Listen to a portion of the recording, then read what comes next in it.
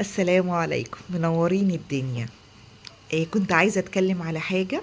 الكلمة، ليه إحنا بنستهون بالكلمة مع إن الكلمة دي ممكن تأثر في الشخص تأثير يطلعه سابع سما يتنزله سابع أرض. يمكن أنا طبقت الكلام على نفسي فحبيت إن أنا أتكلم في النقطة دي. في ناس كده ممكن تلاقيها بتفر في الصفحات ومن غير ما تعمل اي كومنت حلو او اي دعم نفسي او اي كلمة طيبة او حتى لايك بيفرق مع الشخص قوي. وفي ناس تانية تلاقيها لا بتشجع، بتقول كلمة حلوة حتى لو عملت لايك من غير اي كلام.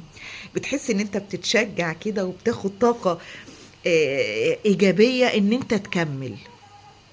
ومقياسا على كده طبعا حياتنا الطبيعية كلها، يعني مش على السوشيال ميديا بس.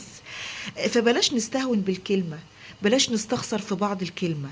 والله بجد أنا كإحساس داخلي يعني عندي لما أسمع منكم كلمة حلوة أو ألاقي الناس بتدعي لي دعوة حلوة، أو ألاقي الناس حتى سمعت اللي أنا بقوله، بفرح جدا جدا جدا. حتى لو ما فيش لسه أي دعم مادي، بمجرد الإحساس المعنوي بيفرحني قوي، بيديني دافع إن أنا أكمل. فبلاش نستخسر في بعض، احنا ممكن نساعد بعض ونشجع بعض. انا امر عليك، اقول الكلمة الحلوة، اقول الكلمة الطيبة، اشجعك على الخير اللي انت بتعمله.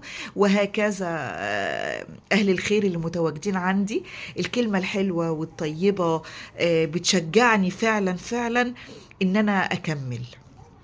ربنا يا رب يعيننا على الخير، وبلاش نستخسر في بعض يا جماعة أي حاجة ولو بسيطة، لأنها والله بتفرق. ممكن نكون شايفينها بسيطة وحاجة هايفة، انت بتتكلمي على ايه، لكن من جوانا احنا داخليا بتفرق جدا جدا جدا. ربنا يسعد صباحكم يا رب.